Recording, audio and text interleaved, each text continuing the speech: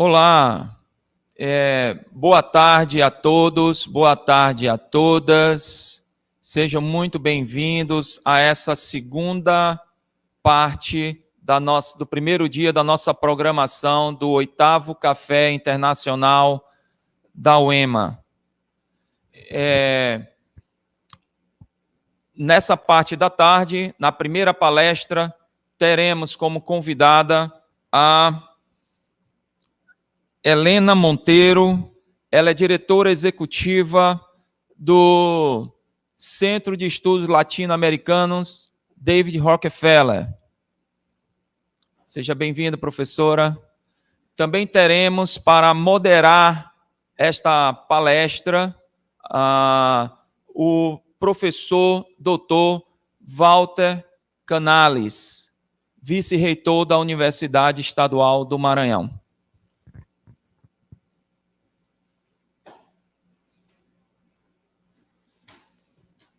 Ok, professor. Tudo bem. Nós estamos relatando experiências exitosas no caso específico da América Latina, o conceito de um centro de estudos latino-americanos. E dentro desses centros de destaques, tivemos a oportunidade de conhecer o David Rockefeller, Centro de Estudos Latino-Americanos, que está localizado na Universidade de Harvard e que tomei conhecimento que eles também possuem 3 escritórios e um deles localizado no Brasil. Então, com isso, eu passo a palavra para o professor Walter Canales, moderador dessa sessão.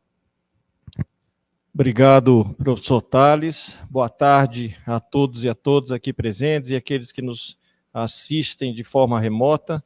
Boa tarde, professora. Permita-me me chamá-la de professora, é um costume aqui, não sei exatamente se a senhora é professora, mas boa tarde, professora Helena Monteiro. Prazer tê-la aqui para que possamos ter as experiências que, à frente do Centro David Rockefeller, você certamente trará para que nós possamos nos inspirar, nos motivar e, quem sabe, até parcerizar num futuro próximo algo com vocês, ok? Então, professor Tales, eu creio que não há mais o que nós possamos dizer, se não iniciar com os depoimentos, com as experiências que a professora Helena nos trará. Sim. Muito obrigada a todos pela introdução, pelas boas-vindas. Eu dou boa tarde a todos os participantes e aos professores da Universidade Estadual do Maranhão. É um grande prazer estar aqui conversando com vocês. Eu preparei uma breve apresentação para contar um pouco sobre o que nós fazemos, o que é o nosso trabalho, não é? Esperando que seja do interesse de vocês. Como já falaram, eu sou diretora, presidente do Escritório do Brasil, do Centro de Estudos Latino-Americanos David Rockefeller. Tem um diretor-presidente lá em Harvard, que é para todo o centro, e eu sou a diretora-presidente aqui do Brasil, né? Agora eu vou pôr aqui a apresentação para dar um pouco de contexto para vocês, assim, Harvard, né? O que é tão famoso Harvard, a Universidade de Harvard, então do que se trata? É a universidade mais antiga dos Estados Unidos, foi criada em 1636. Eles gostam de se organizar lá pelas faculdades, então tem 12, digamos, faculdades ou grupos de escolas. Lá, o que a gente chama aqui de faculdade, não é faculdade de educação, faculdade de pedagogia, faculdade de engenharia, faculdade de direito, lá eles chamam de escola. Então, é a escola de engenharia, a escola de educação, e essas escolas de biologia, a escola enfim, de saúde pública, e essas escolas se organizam em diferentes grupos, não é? E que dão esses diplomas, digamos, não é? E aí tem que a rede de alumni inclui aí pessoas pessoas que ganharam o prêmio Nobel, 8 deles assinaram a Declaração de Independência, que é uma coisa muito importante nos Estados Unidos. Tinham até pouco tempo atrás 32 chefes de Estado. Então, assim, é uma universidade que se preocupa muito em formar pessoas que vão ter liderança e se preocupa muito em produzir conhecimento, não é? Conhecimento científico, em diversas disciplinas. Então, uma breve introdução de Harvard, né? Aí, agora, falando um pouquinho sobre o que a gente chama o David Rockefeller Center for Latin American Studies, que é o Centro de Estudos Latino-Americanos David Rockefeller. Tem esse nome porque ele foi o grande patrono, o grande doador. Ele doou um recurso, era um senhor de uma família de banqueiros com muito recurso e que tinha uma paixão muito grande pela América Latina toda, conhecia o Brasil muito bem, vários países, e ele fez essa doação para Harvard, e Harvard, com esse recurso, resolveu criar o Centro de Estudos Latino-Americanos e, em homenagem ao primeiro e grande doador, colocou o nome dele, David Rockefeller. Não é? O centro foi fundado em 1994 com o foco de trabalhar com todas as diferentes disciplinas de escolas de Harvard. Então, é um centro que atende a toda a Universidade de Harvard, com as diferentes escolas e disciplinas, e o foco do centro é trabalhar para aumentar o conhecimento das culturas, da economia, história, o meio ambiente e assuntos contemporâneos da América Latina, sempre buscando promover cooperação, promover um maior entendimento entre os povos, não é, das Américas, e contribuir para a democracia, para o desenvolvimento social e sustentável do hemisfério, né, latino-americano. Então, e aqui eu pus o endereço do site, se alguém quiser pesquisar um pouquinho mais, né? E vocês veem que o acronima do David Rockefeller Center for Latin American Studies são essas letrinhas, DRCLAS. DR, em inglês, como em português, é uma abreviação para doutor, né? Doctor. Então, o nome do centro que as pessoas falam muito é Doctor Class, porque quer dizer que é uma abreviação do nome do centro. Então, às vezes, vocês escutam falar, Doctor Class, quem é essa pessoa? Não é uma pessoa, é o acronima do centro. Aqui tem um depoimento recente do diretor do centro, lá em Cambridge, que é o professor Steven Levitsky. Ele é um professor de ciência política, ele escreveu um livro que faz muito sucesso no Brasil, no momento, que chama Como as Democracias Morrem. Ele é o autor desse livro. Ele é professor em Harvard de ciência política, da Escola de Governo, e ele é também diretor do centro, David Rockefeller, do Centro de Estudos Latino-Americanos, né? E ao pensar nos últimos, o Escritório do Brasil já fez 16 anos, abriu em 2006 aqui no Brasil, e ele vê que o escritório ajudou a aumentar bastante a frequência e a profundidade ou o escopo, não é, do engajamento de Harvard e Brasil. Deixa eu mudar aqui, espera só um pouquinho. E aí, então, falando mais especificamente do Brasil Office, que é o nosso escritório, o escritório de Harvard no Brasil, aqui que a gente é conhecido como Brasil Office. O nosso escritório está em São Paulo, mas a gente trabalha com o Brasil todo, não é?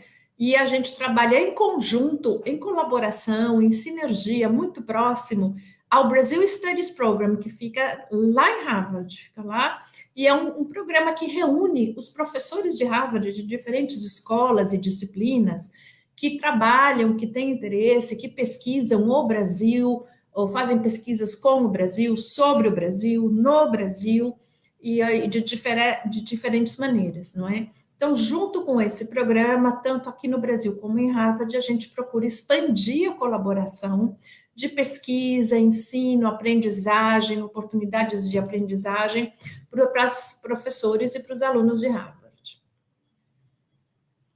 Aqui tem algum exemplo mais ou menos rápido, né?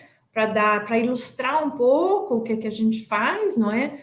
Então, a gente organiza, às vezes, conferências e eventos para fazer seminários, conversas. A gente faz algumas coisas remotamente, porque não é sempre que os professores podem viajar, ou as pessoas. Então, muitas das coisas são feitas online, diálogos, conversas. A gente tem um Harvard Brasil Dialogues, e diferentes oportunidades, né? Tem oportunidades para alunos também, a gente procura sempre atrair alunos de Harvard que venham ao Brasil. Alguns vêm fazer cursos aqui no Brasil com professores de Harvard, passam 10 dias, 15 dias, às vezes 21 dias num curso colaborativo aqui. Outros vêm fazer pesquisa de campo para sua tese, ou para o seu mestrado, para sua pesquisa. Outros vêm para aprender português. A gente tem um programa de Mentoring and Language Acquisition, que é um programa de mentoria e de desenvolvimento, aprendizagem de português. Então, tem diferentes oportunidades, digamos, para os alunos virem ao Brasil e participarem também, né? E a gente procura apoiar o trabalho dos pesquisadores e professores de Harvard. A gente dá apoio, às vezes, a um pesquisador que é um contato no Brasil para fazer uma pesquisa colaborativa ou quer conhecer a situação, e a gente procura apoiar, a gente apoia alguns programas de bolsas para pós-doutorado, tem diferentes iniciativas que a gente faz, né? E aí a gente tem alguns programas que são não de um cunho tão, digamos, acadêmico, muito especificamente, por exemplo, no sentido de fazer uma pesquisa acadêmica colaborativa, mas que são temas específicos de organizações aqui do Brasil. Então, a gente tem um programa de desenvolvimento de primeira infância, que é em parceria com a Fundação Maria Cecília Souto Vidigal, que é uma fundação muito conhecida, muito grande aqui no Brasil, que trabalha na causa da primeira infância, e a gente facilita uma troca de conhecimento dos professores de Harvard, que são pesquisadores de diferentes temas relacionados à primeira infância, desde o desenvolvimento socioemocional da criança, a questão ao investimento, ao fator de economia, o quanto beneficia a economia investir na criança, de 0 a 3 anos, enfim, várias coisas. Então, ilustrando um pouco o trabalho que a gente faz, né? Aqui, ilustrando um pouco as atividades que ocorrem no Brasil, sempre com a participação do pessoal de Harvard, né? Então, a gente tem atividades de saúde, medicina, de saúde pública, tem um curso colaborativo de saúde pública, a gente tem um professor que tem uma colaboração já de algum tempo com a Universidade Estadual da Amazônia, e sobre engenharia e medição de qualidade do ar na Amazônia, em Manaus. A gente teve uma época um curso em arqueologia, a gente teve educação e desenvolvimento, vários projetos colaborativos sobre políticas educacionais, sobre melhoria da educação básica. Trabalhamos com questões de cidades. Aqui foi lançado um livro que se chama Urbanismo Ecológico, foi lançado em português, traduzido em português por professores de Harvard e colaboradores brasileiros. Muitos trabalhos na área de biologia e biodiversidade, pesquisas com a Universidade Federal da Bahia, pesquisas sobre o ambiente do Cerrado, enfim, vários projetos que a gente tem e que não são só em São Paulo, estão em várias partes do país, né? Aí falando um pouco sobre os professores de Harvard, né, e o seu engajamento com o Brasil. Então, tudo que eu estou falando é olhando na colaboração Harvard-Brasil, onde que isso se dá, né? Então, a gente vê, tendo um escritório aqui, tendo uma equipe dedicada para isso, há um aumento no engajamento, no envolvimento de professores e pesquisadores de Harvard com professores e pesquisadores do Brasil. Desde 2006, então, digamos, nos últimos 16 anos, a gente teve mais de 290 professores, pesquisadores de Harvard que vieram ao Brasil. Eu não sei bem como que é aqui nas universidades brasileiras, mas Harvard tem um pesquisador, tem um professor, tem o lecturer, tem diferentes grupos, né, nomes em geral, para a atividade acadêmica das pessoas, não é? E é esse grupo de pessoas que já vieram ao Brasil, às vezes, trabalhar num projeto de pesquisa colaborativa, às vezes falar numa conferência, participar de um lançamento de um livro, aí as atividades variam muito. Aí eu pesquei algumas coisas, para não contar exatamente tudo que a gente faz, mas algumas coisas que podem ilustrar um pouco o que é de interesse para o Brasil, não é? Então, a gente tem um fundo em Harvard, que é administrado pela Universidade de Harvard, pelo Centro de Pesquisa e de Assuntos Internacionais. Então, não é um fundo que é administrado pelo Centro Latino-Americano, mas é lá por um outro grupo de Harvard, que é um fundo para pesquisa no Brasil, né? Então, ele foi financiado, foi uma doação, né, e da Fundação Lehman, e é um fundo que apoia pesquisas, projetos de pesquisa colaborativo, que envolve o professor de Harvard e um professor, um pesquisador, um acadêmico, uma liderança aqui no Brasil, para pesquisar algum tema que é de relevância para a agenda do Brasil, para a agenda brasileira. Então, para ilustrar um pouco, o fundo foi criado em 2016, de 2016 para cá a gente já teve 46 projetos financiados, não é?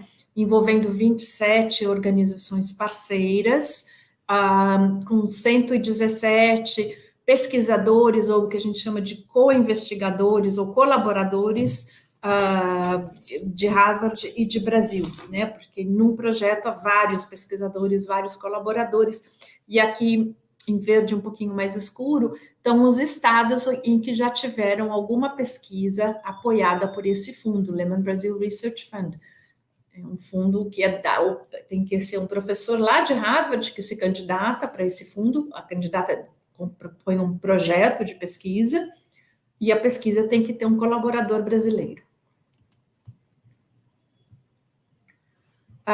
Aqui também eu coloquei alguns depoimentos, né? O professor Sidney Chalub, aqui é uma pena, porque o slide, quando eu passei para vocês, ele ficou um pouco deformado em algumas coisas, e o professor Chalub, não é nem correto fazer isso com ele, mas você viu, a foto dele não está muito boa aqui na minha tela, mas peço desculpas, enfim. O professor Sidney Chalub é brasileiro, ele é um professor de Harvard já há muito tempo, é um professor de história, e é fantástico, e ele está colocando aqui, não é, o quanto que tem sido importante trabalhar com Dr. Class, que ele vê que está ficando cada vez mais essencial, que é uma plataforma que ajuda aos professores, aos pesquisadores a colaborarem com o Brasil. Aqui é uma outra professora, já não é uma professora brasileira, é uma professora americana de Harvard, que também fala que o Brasil Office, que é o nosso escritório aqui, não é? Foi um recurso muito importante para ela, que ajudou ela a definir a pesquisa dela com o Brasil, com que parceiros ela ia trabalhar, que foco que ela ia dar para a pesquisa. Então, eu mostrando para vocês um pouco o sabor do quanto que isso é valorizado, ou é importante, relevante para os professores de Harvard, que no fundo é a nossa prioridade sempre. Aqui mais um depoimento, a professora Aisha da Escola de Saúde Pública, não é? E ela tem trabalhado muito nesse tema de primeira infância, né? E ela também está dizendo o quanto que é importante essas oportunidades de conectar com o Brasil e com pesquisadores daqui do Brasil, para poder manter essa parte de fazer estudos e reflexões e trabalho colaborativo com outros países. Aí, falando um pouquinho dos estudantes brasileiros que vão para Harvard ou que estão em Harvard, o que a gente consegue monitorar é um aumento da participação de brasileiros, né, que estudam em Harvard, né?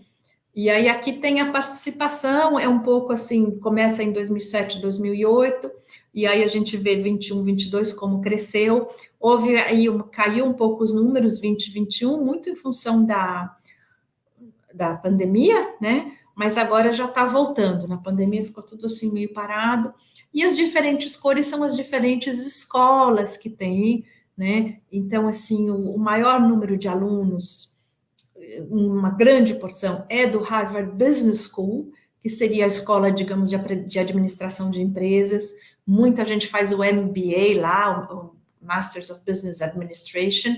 Então, esse é um programa muito comum, é um programa que muitas pessoas vão com bolsa, com apoio da própria empresa, né? É um mestrado de 2 anos. O vermelhinho que vocês veem aqui é o college. O college é o programa de graduação, que a gente chama que é a faculdade, né? Que são os 4 anos de estudo. E se vocês podem ver que o vermelho foi algo que cresceu bastante, digamos, o filé, né? A grande experiência é fazer um Harvard College, onde é um momento formativo da pessoa, do ser humano, e também formativo, então é uma experiência muito especial. Enfim, não vou perder muito tempo aqui no detalhe da apresentação, mas tem aqui as diferentes escolas. O Kennedy School é uma escola que trabalha muito com administração pública, com políticas públicas, é nessa cor mostarda que vocês estão vendo, né? E o cor de laranja é a Faculdade de Direito, que também tem sempre um grupo bastante ativo, mas enfim, aqui era só para mostrar de uma maneira bem geral que tem aumentado o número de brasileiros que vão para Harvard, né? De, sei lá, 60, 70, já estamos lá a mais de 100, a quase 120, quer dizer, quase que dobrou o número dos estudantes, né? Então, aqui, o que eu dizia no slide anterior, que no ano de 2007, 2008, a gente tinha 71 brasileiros, e depois, em 19 e 20, a gente já tinha 125 brasileiros, é quase que dobra o número, né? 1,76 vezes maior. Né? E aqui a gente está olhando a alunos brasileiros que vão para um programa que a gente chama de Degree Program, que é um programa que recebe um diploma. Tem vários outros programas, tem muitos programas de educação executiva, alguns que nem sempre dão um diploma. A gente está aqui olhando só os cursos que dão um diploma, né? E aí tem essa oportunidade que é muito interessante, que é para os visitantes brasileiros que vão para Harvard, né? Então, a gente procura oferecer essas oportunidades para brasileiros, para várias nacionalidades, não só para brasileiros, mas aqui no caso a gente está olhando o caso do Brasil, né? E aqui como que tem aumentado também o que a gente chama de scholars. Os scholars pode ser um professor, uma pessoa estritamente assim, totalmente acadêmica, muito focada na vida universitária, às vezes é um profissional de muito destaque na sua profissão, e que também é convidado para passar um ano em Harvard para estudar, para participar de aulas, para dar aulas, para pensar. Então, por exemplo, às vezes um arquiteto que não é um professor ou um pesquisador acadêmico, mas que é um arquiteto de muito sucesso e é convidado para passar um ano em Harvard, ganha uma bolsa para fazer um estudo, fazer uma pesquisa. E vocês veem que aqui também tem aumentado bastante, caiu muito o número, né, de 2020 por conta da pandemia, e a gente, a princípio, não oferecia, porque essa oportunidade de ficar um ano em Harvard, as pessoas gostam muito de estar lá, e não tanto de estar aqui fazendo tudo online, remotamente. Então, muitas pessoas preferiram esperar voltar à atividade presencial para poder passar 6 meses ou um ano lá em Harvard para participar de diferentes atividades, né? E aí aqui a gente olha um pouquinho assim, o que são esses visiting, né? Esses visitantes, o que é um visitante? Então tem o professor visitante, que é quem é convidado por algum professor de Harvard para ir lá e dar aulas de um curso, fazer atividades de pesquisa em alguma escola de Harvard, né? Depois tem esse é o professor visitante, aí tem o fellow e o scholar visitante, né? Ai, peraí que esse foi para frente. Deixa eu voltar aqui. Ah, já passou tudo? Aqui, esse. Então, e o escola já pode ser um profissional, como eu tinha falado, né, que vai lá para explorar um assunto seu. E tem o pesquisador visitante, né, que é alguém que vai lá para focar numa pesquisa específica de seu interesse, em colaboração com alguma escola, algum professor de Harvard. Então, são diferentes oportunidades que as pessoas têm para estarem lá, né? E aqui é só para dar, assim, uma visão geral do que é um Visiting Scholar e Fellow. Por exemplo, esse programa é um programa onde é muito focado no interesse do brasileiro que está indo. Então, se eu tenho interesse de uma pesquisa que eu quero fazer, eu proponho, eu escrevo um projeto de pesquisa, e eu envio para o Dr. Class, né, para o David Rockefeller Center de Estudos Latino-Americanos, dizendo o que eu quero estudar, qual é o meu objetivo, qual é a minha pesquisa, qual é o meu interesse. E se eu for selecionado, eu recebo lá um espaço de trabalho, eu recebo uma ajuda de custo para passar 6 meses ou um ano. Aí depende do que cabe à pessoa, do que ela vai fazer. É um programa bastante independente, autoguiado, onde eu tenho o meu interesse e eu faço o meu programa. É diferente, por exemplo, de um professor visitante, que vai lá para dar um curso, ele tem um compromisso de dar um curso de uma matéria específica, com um conteúdo específico. Então, cada oportunidade para ir a Harvard como visitante tem a sua característica, digamos, né? E aqui é o depoimento de um professor Eduardo Góes Neves, que ele é professor da USP de arqueologia, e ele esteve em Harvard, né, e ele falou que foi uma experiência muito boa, maravilhosa, que ele conheceu vários outros pesquisadores e professores, né, e que ele renovou as energias dele, e que ele continua colaborando com o pessoal de Harvard até hoje. Aqui são outros depoimentos, então a gente tem a professora Flávia Piovesan, que é também de São Paulo, ela foi um visiting scholar em 17 e 18, ela trabalha na área de direito, ela é advogada, trabalha com direito, mas trabalha com foco em direitos humanos, né? E a Elisa, também a Altafim, que esteve lá na área de educação. Então, são os depoimentos deles dizendo que é uma experiência interessante, é uma experiência desenhada de acordo com os padrões ou com a cultura, digamos, de Harvard, né? Então, a pessoa vai, fica um ano lá, estuda, conversa, vai a diferentes aulas, tem diferentes ideias e volta. Não volta com um diploma, com um certificado, com nada disso, mas volta com um corpo de experiência de um ano bem vivido lá, né? Então, é mais ou menos assim que ocorre o programa, né? E aqui, João Tonini, ele fez um pós-doutorado, uma pesquisa de pós-doutorado supervisionado, orientado por professores de Harvard, a área dele é de biodiversidade, e ele achou que foi uma experiência muito importante para ele, que ajudou ele a internacionalizar a carreira, a continuar se dedicando a ser um pesquisador. Então, o depoimento dele, para vocês terem uma ideia um pouco, né, dos brasileiros que vão. Aqui a gente fala um pouco dos nossos parceiros que a gente tem aqui no Brasil para diferentes coisas. A gente tem, por exemplo, um curso de saúde pública, que é um curso que a gente chama colaborativo, quer dizer, vem a professora de Harvard com 15 alunos de Harvard para cá, para o Brasil, e aí a gente seleciona 15 alunos brasileiros e professores brasileiros, e aí por 3 semanas ocorre o curso de saúde pública aqui. É um curso que ocorre todo ano em janeiro, só pode ser em janeiro, que é uma época em que não há aulas em Harvard, e os alunos de lá que querem ter um curso fora de Harvard, no exterior, em outro país, para conhecer outra realidade, podem participar desse curso.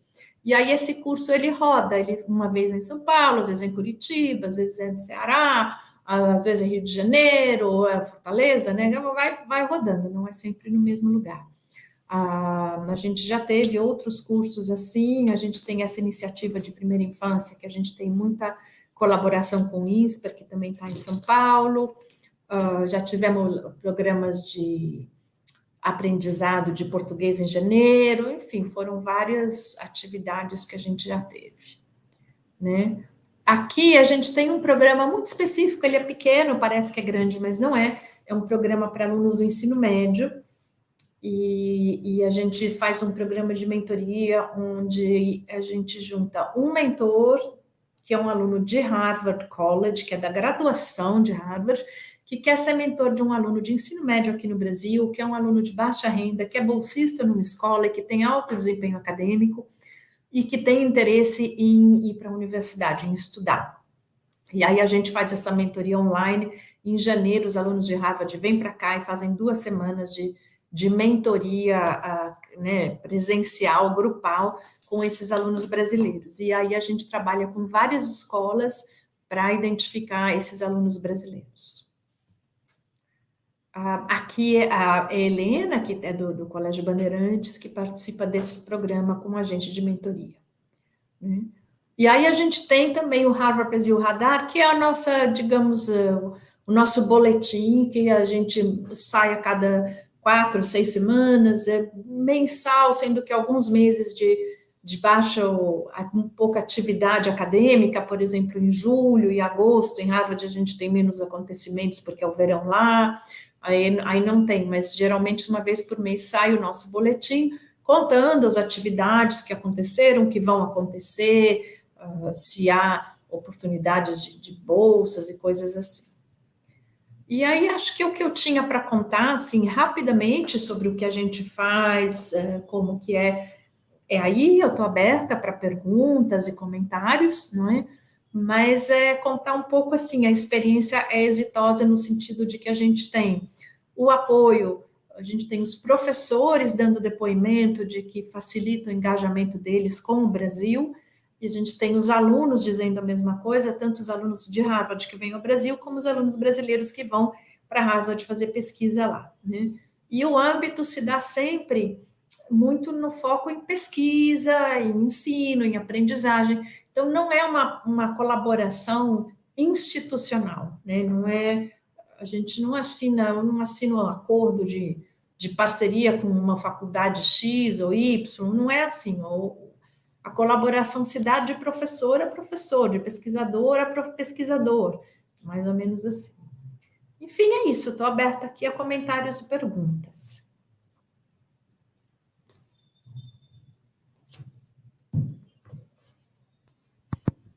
Ok, muito obrigado, professora Helena, por esse momento, mas nós vamos ver aqui se temos algumas questões para melhor explicar alguns pontos tão bem já colocados. Eu consulto aqui o professor Tales para ver se tem alguma coisa do chat que foi colocado, mas eu antecipo aqui uma questão que eu anotei. Eu vejo, então, várias universidades, várias relações com vários estados aqui do Brasil, e não vi o estado, por exemplo, do Maranhão. Então, como seria o melhor canal para difusão das potencialidades do estado do Maranhão que possam interessar aos pesquisadores de Harvard? Porque eu vejo, assim, um início de uma relação, não é? Porque vários professores nossos estão, do Maranhão como um todo, estariam desejosos de poder fazer um desses momentos aí em Harvard. Mas como iniciar essa relação? Eu imagino que se houver um atrativo dentro do nosso estado, seja nossa cultura, seja nossas regiões, sejam os problemas ambientais, e etc., que possa interessar aos pesquisadores de Harvard. Então, como que nós poderíamos dar esse primeiro passo? Então, eu acho que assim, o primeiro passo a se dá realmente, na grande maioria dos casos, é um interesse acadêmico. Então, é um professor que lê um artigo de outro professor, são professores que têm uma pesquisa que ou é complementar, ou que conversam, ou é na mesma área. Então, não é um apoio assim institucional. Um professor de Harvard não vai olhar o que esse Estado tem que me interessa, a não ser que seja um professor de políticas públicas, por exemplo, não é um professor que está trabalhando em administração pública. Então, por exemplo, um professor, digamos que aí, um exemplo, né, só para fazer uma caricatura e dar um exemplo bem rápido, porque o tempo é curto. Digamos que aí no Maranhão vocês têm um programa de oceanografia fantástico, uma pesquisa maravilhosa dos oceanos, da costa brasileira, maravilhosa, é 10, o mundo todo está dizendo que é a mais, fantástico.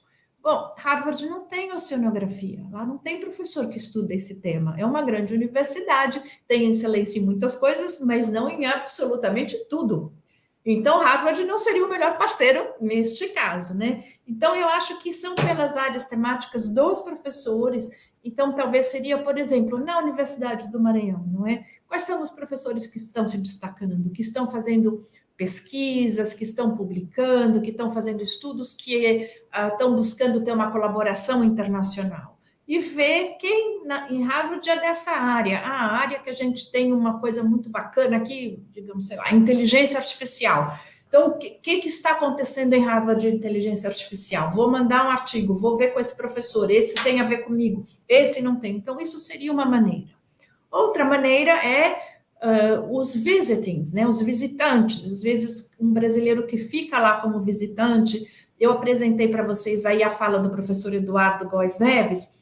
Ele conheceu o professor de Harvard numa conferência, trocaram ideias, aí ele foi convidado para ser professor visitante, ele ficou lá um ano e desenvolveu relacionamentos que depois surgiram cursos colaborativos, artigos publicados em conjunto e coisas do gênero. Então, assim, há vários caminhos, mas os caminhos se dão pela disciplina, pela área de produção do professor, né, pela própria produção acadêmica, digamos. É mais nesse sentido, eu diria, que acontece, que ocorre a colaboração.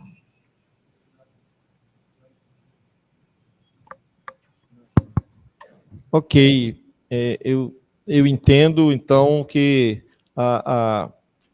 essa ligação ela seja entre professores, que eu entendo, e por meio de artigos científicos, né, e, logicamente, de assuntos correlatos entre a Universidade de Harvard e a universidade local. Professora Helena, tenho aqui uma pergunta no chat, se Harvard não atua na África no geral e, em particular, em Moçambique. Entendo, talvez, aqui dizendo que por ser um país de língua portuguesa, alguma coisa assim, mas, genericamente, se Harvard atua na África ou em Moçambique em particular. Então, a Harvard não tem uma estratégia de atuar em diferentes países, né? A estratégia de Harvard é ser uma universidade global, de atrair a diversidade por meio de pesquisa colaborativa. Então, o professor é de Harvard, ele está em Harvard, ele tem uma colaboração com um pesquisador brasileiro ou com um pesquisador de outro país, ou na África, ou na Ásia, onde for. Às vezes, esse professor vai passar um tempo em Harvard, ou o professor de Harvard vai passar 6 meses fazendo um estudo, uma pesquisa, mas Harvard, em geral, não é uma universidade, não é um órgão de governo que vai atuar em um outro país, assim, com essa estratégia, procura fazer colaboração, né? Então, é mais ou menos nesse sentido. Então, o que eu saiba, a Harvard é uma universidade muito grande, é como se fosse um povo cheio de braços, e o que mais se preza em Harvard é a autonomia do professor. O acadêmico tem que ter autonomia para definir para que lado vai a pesquisa dele. Ele não pode ser guiado, ter um viés, porque tem um incentivo maior, ou porque tem, por exemplo, um direcionamento da instituição de que tem que trabalhar ou com o Brasil, ou com Moçambique, ou com algum lugar. Não. Acredita-se na universidade que isso cria um viés e que o professor ele tem que ter total autonomia acadêmica para definir para que lado que vai a pesquisa dele, né? Então, dizendo isso, não posso eu dizer que Harvard não tem nada em Moçambique, porque é muito grande Harvard, tem muita diversidade, tem muita autonomia, os professores têm muita iniciativa, né? Então, é possível que ocorra, mas como não é uma linha estratégica de Harvard, de fazer uma estratégia e falar, vou atuar neste país. Não, Harvard trabalha com conhecimento, com pesquisa, mais do que com geografia. Então, eu vou trabalhar temas relacionados à mudança climática. Então, eu vou ver onde que tem biodiversidade, tem grande biodiversidade na África do Sul e no Brasil, lá eu vou fazer algum estudo se a biodiversidade está se mantendo ou não. Então, vai mais pelo tema do que por uma nação, uma organização política. Eu queria acrescentar um fato que eu não mencionei, fiquei muito focada em Harvard, mas foi aí um pecado, porque no fim a ideia é falar um pouco de experiências exitosas de América Latina, que é o nosso contexto geográfico, não é? E vale mencionar que, por exemplo, a Universidade de Colômbia, que também é uma universidade de excelência nos Estados Unidos, também tem um centro no Brasil. Não é um centro de estudos latino-americanos, eles chamam Global Centers. Então, a Universidade de Colômbia tem Global Centers, tem o do Rio de Janeiro, e tem outros países também. Eles atuam completamente diferente da gente, é uma coisa completamente diferente. Mas eu queria só mencionar que há outros centros, que há outras universidades com outras abordagens. Cada um aí vai entender a sua maneira de ser um ator global, de ter colaboração. Para Harvard, o que Harvard valoriza muito é esse acesso global dos professores de Harvard não estarem pesquisando só lá no mundo deles, mas terem esse acesso aos dados, às pesquisas, à produção científica em colaboração com outros países, inclusive com o Brasil. Então, o que interessa para Harvard é isso. Os professores de Harvard, muitas vezes, têm interesse no Brasil. O nosso escritório, a gente faz um trabalho de radar, digamos, não é? De identificar aonde que está a excelência brasileira, porque a excelência é um dos valores de Harvard, é um corte de Harvard. Harvard trabalha com a excelência acadêmica dos professores, a excelência dos alunos, é assim que os alunos são selecionados, então é pela excelência. Então, onde que tem excelência no Brasil, a gente está sempre olhando aqui, pesquisando e levando essa informação para Harvard. Não quer dizer que o professor de lá vai falar, então vou fazer essa colaboração. Às vezes o professor fala, olha, isso é muito interessante, que me convidaram para falar numa palestra, que palestra interessante, o tema me interessa, mas eu, nos próximos 2 anos, não posso. Eu tenho que escrever um livro, tenho que dar tantas conferências, eu tenho que dar tantas aulas, eu já estou com a minha agenda cheia por 2 anos, vai ser para daqui, vai ser para em 2025 ou 26. Um pouco é assim também, a gente tem que saber lidar com essa demanda. Não é falta de interesse no Brasil, mas às vezes não cabe na agenda do professor, né? E depende um pouco de disciplina, porque as diferentes disciplinas têm tempos diferentes de produção de conhecimento, de projeto, de pesquisa, não é? Você veja, um aluno que faz o MBA, o mestrado em administração de empresas lá na faculdade do Business School de Harvard, né? A cada 2 anos eles formam uma turma enorme. Você vai lá, fica 2 anos e vai embora, 2 anos e vai embora. Um aluno que vai fazer um doutorado em ciência política, um mestrado em ciência política, quantos anos são? Para um aluno, você não consegue formar 150 em ciência política, por exemplo. Então, aí um projeto de engenharia, por exemplo, de pesquisa colaborativa, vão milhões e milhões de dólares. Um projeto de pesquisa colaborativa em educação, vão centenas de milhares de dólares. As diferenças são um pouco pelas disciplinas também, em termos de custo, de ritmo, de tempo, de disponibilidade. Então, são muitas variáveis que impedem, né? A gente não almeja ter um modelito, né? Uma receita de bolo, e mesmo que a gente quisesse, não daria certo, dado toda essa diversidade, não é? Das disciplinas e das suas necessidades para produzir conhecimento. Me explico? Com certeza. Uma última questão aqui, na verdade é uma dúvida, a senhora apresentou aí a questão do fundo Lehman de 2016 a 2022, e esse fundo ele tem um aporte de recursos anual, ele evidentemente continua, né, pelos próximos anos, esse recorte foi feito ao longo desses anos.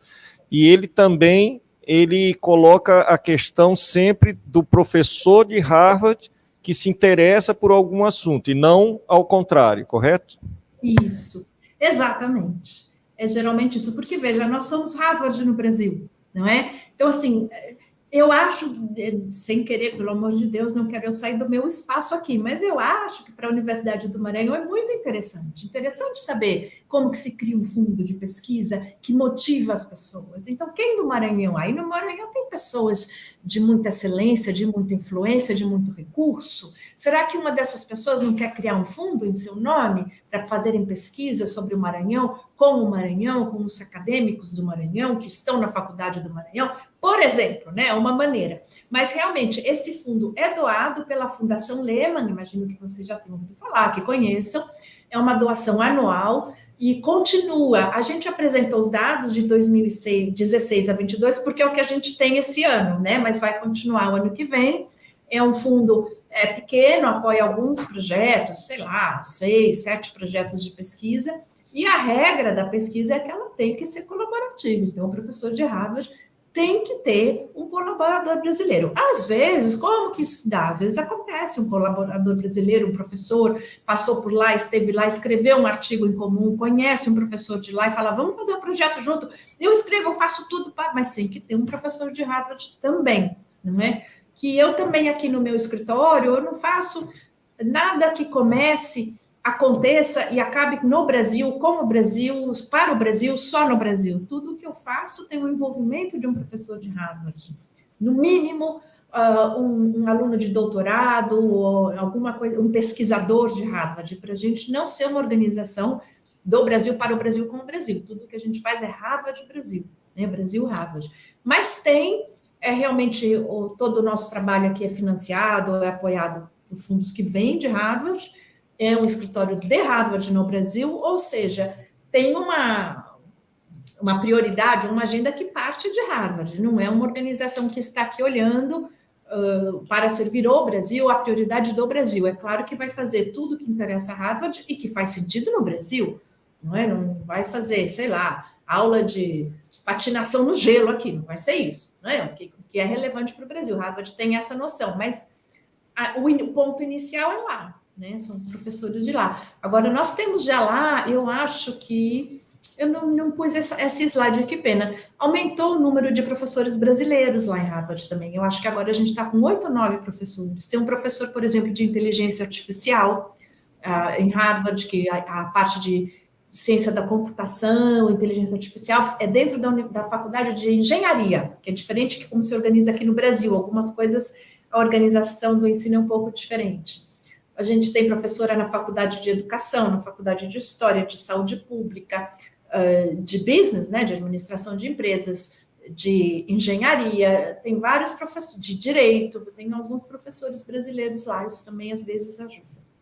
Mas eu espero que o foco, é claro que colaborar com Harvard é muito interessante, é muito bom, é muito bacana, e para Harvard é melhor ainda, mas eu espero que esses modelos que a gente está compartilhando também sejam de inspiração para né, a Universidade do Maranhão pensar nos seus próprios modelos de crescimento, de excelência e de mobilização da comunidade para fazer o melhor possível sempre. Com certeza. Professora Helena, então eu agradeço aqui a sua participação. Vou passar aqui para o professor Thales finalizar o nosso encontro e ele também vai reportar uma experiência que ele teve de submissão de um projeto aí ao Harvard, mas desde já, então, mais uma vez, o nosso agradecimento institucional pela sua presença, pelos seus esclarecimentos e pelas experiências colocadas, e com certeza elas vão nos inspirar e vão também deixar claro que esse caminho ele é feito de professor a professor. Isso nós temos também essa consciência que os convênios, sejam eles quais forem, eles são produtivos quando eles se iniciam de professor a professor e depois sobem até a gestão superior. Os convênios feitos que se iniciam pelas gestões superiores, por vezes eles não são, não frutificam e, consequentemente, não nos trazem o retorno que todos nós esperamos. Então, muito obrigado, mais uma vez, sucesso e um grande abraço. E quando vier ao Maranhão, que possa nos visitar e que possamos recebê-lo aqui para conhecer a nossa universidade. Obrigado, passar aqui ao professor Thales. Muito obrigada. Professora Helena, muito agradecido mais uma vez por nos ajudar a inserir esse conceito de uma experiência na América Latina, a ferramenta de um centro de estudo latino-americanos. E foi isso que nós fomos buscar. A nossa instituição não possui um centro de estudo latino-americanos, né? Então, nós fomos buscar esse tipo de experiência com vocês. E foi muito interessante aprender como funciona este centro, né? Foi até mais interessante porque a ferramenta, né, que pode potencializar, no caso, a nossa instituição, Universidade Estadual do Maranhão, como, por exemplo, outros contatos como os Global Centers, que é uma outra ferramenta, né, uma outra maneira de se trabalhar, né? Mas foi muito interessante observar a maneira de trabalho de um centro latino-americano tentando potencializar a sua própria instituição, seus faculty, seus students, dessa maneira, né? E era isso que nós estávamos buscando, né? E também de verificar como funciona, como é feita essa gestão, e foi por isso que nós lhe procuramos. Nós não procuramos um professor, mas sim um gestor do centro para esclarecer, abrir a nossa mente, né?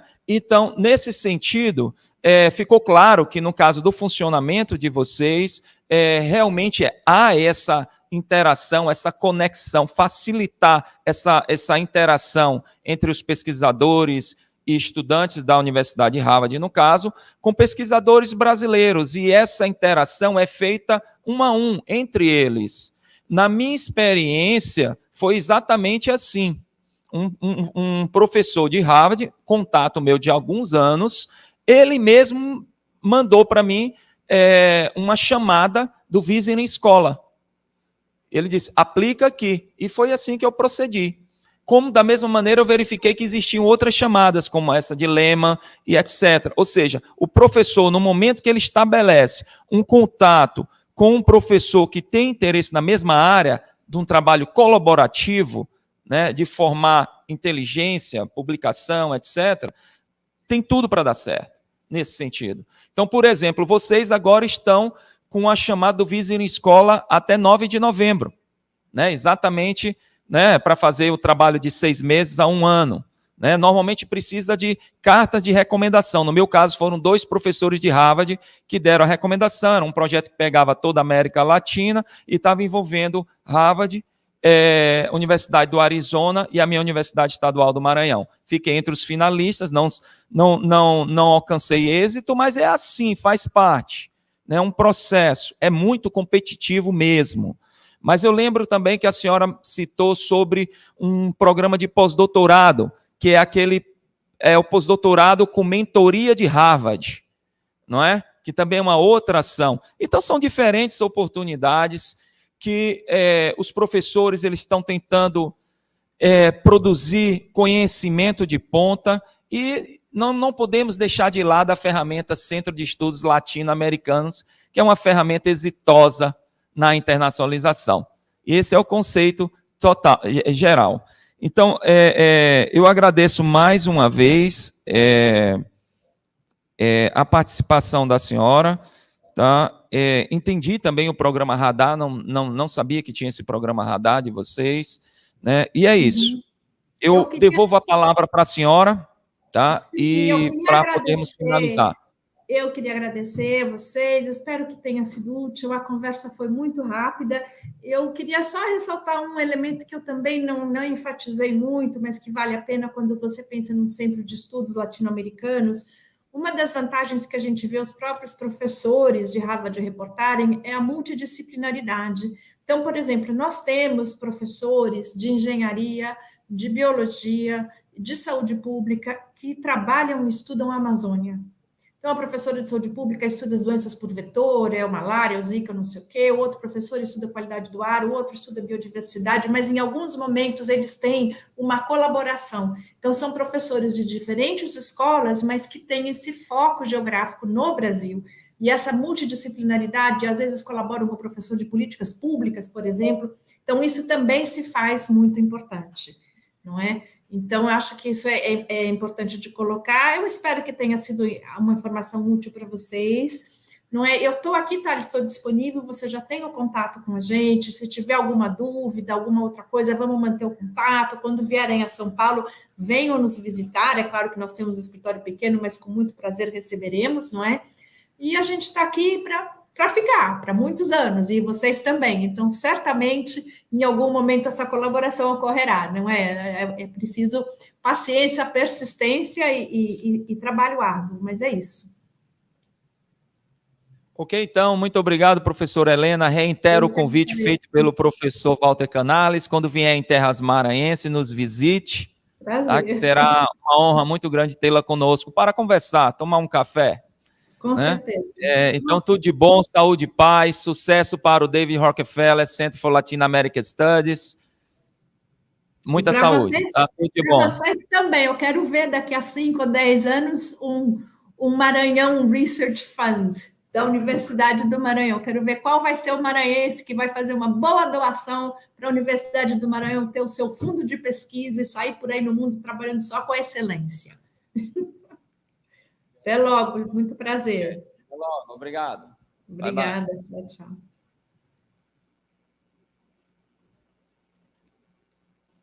Ok, então, seguimos com a segunda apresentação da parte da tarde. Ok, tá certo, professor. Muito agradecido, professor Walter Canales. Agora será a mesa redonda das redes internacionais. Sim.